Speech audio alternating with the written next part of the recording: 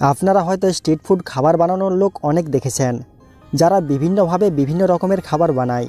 কিন্তু আপনারা কি এমন মানুষ দেখেছেন যাদের খাবার বানানোর স্টাইল এদের থেকে সম্পূর্ণ আলাদা হয়?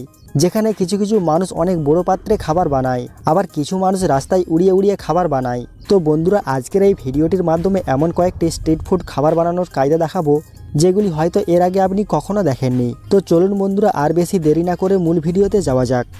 আপনারা যখনই কোনো হোটেলে খেতে যান, সবসময় হোটেলের খাবার পরিবেশন পদ্ধতি ভিন্ন হয়।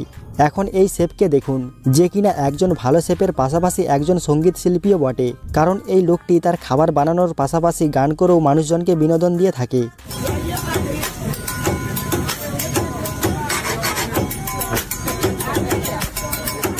আপনাদের মধ্যে কেউ কি বালি দিয়ে তৈরি পাঁপড় খেয়েছেন কিংবা দেখেছেন? যদি না দেখে থাকেন তাহলে এই ভিডিওটির মাধ্যমে দেখে নিন।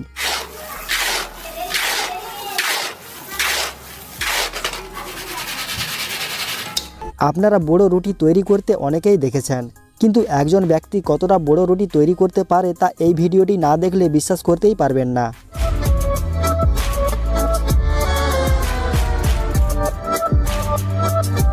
উনুনের ভেতর পাউরুটি বানানো একটি শিল্পে পরিণত হয়েছে, আর এই শিল্পকে মানুষেরা একটি বিনোদনে পরিণত করেছে।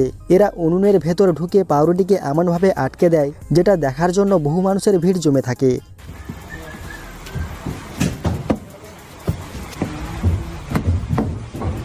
আপনাদের মধ্যে এমন হয়তো কাউকে পাওয়া যাবে না যারা নুডলস খায়নি। আপনারা কি সরাসরি নুডলসকে কখনো কারখানা থেকে তৈরি হতে দেখেছেন? যদি না দেখে থাকেন তাহলে এই ভিডিওটির মাধ্যমে দেখে নিন কিভাবে কারখানাতে নুডলসগুলো কাপড়ের মতো টাঙানো রয়েছে।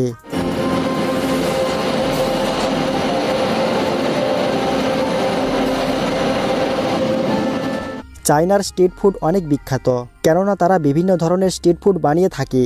কিভাবে তারা একটি ছোট্ট বলকে তেলে ভেজে বড় করে ফেলেছে তা আপনারাই দেখুন।